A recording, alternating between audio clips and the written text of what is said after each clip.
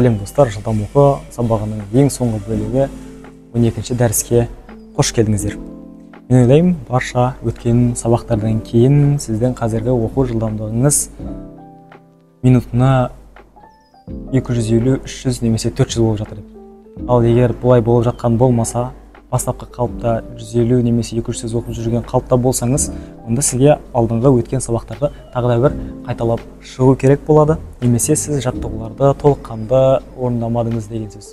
Толықтай сабақтардың барлығы сақталған, қайтадан қарап көріңіз. Егер әрине 150-200 сөз оқып жатқан болсаңыз әлі де.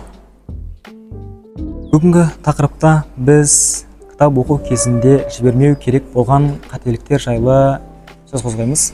Ең алғашқы қателік белгілі бір кітапты алған кітабыңызды басынан соңына дейін оқып шығу. Ол сізге қызықты болмаса да, сізге бір досыңыз ұсынып, осы кітапты оқып көр, сізге өте пайдалы болады деген кітап берсе, соны оқып аяқтауыңыз міндетті емес. Егер сізге ұнамаса, сіз өзіңізді тек қинап оқып жатқан болсаңыз, сол жерде ешқандай пайда алмайсыз, жай ғана өзіңіздің уақытыңызды сарп етесіз. Сондықтан да кітап оқыған кезде сізге қызықты болуына мән беріңіз. Екіншісі, бұл бір оқыған кезде ешқандай нәрсені, яғни толықтай жаттап алу немесе толықтай барлығын біліп алу мүмкін емес. Оны ешкім де қазір жасай алмайды. Жасайтындар бар шығар, бірақ өте сирек.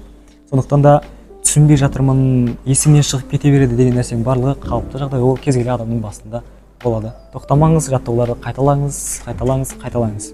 Жалпы сабақ осымен тәмам. Енді өздеріңіздің ойларыңызды комментарийға жазып кетіңіздер. Бұл сабақтар сіздерге пайдалы болды ма, әлде жоқ па?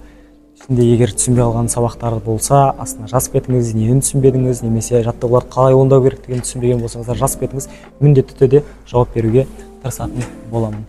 Ендеше сіздермен бірге болған Исламқұл Жүсіпәлі. Келесі кездескенше, келесі пайдалы орталарда жүздескенше. Сау болыңыздар.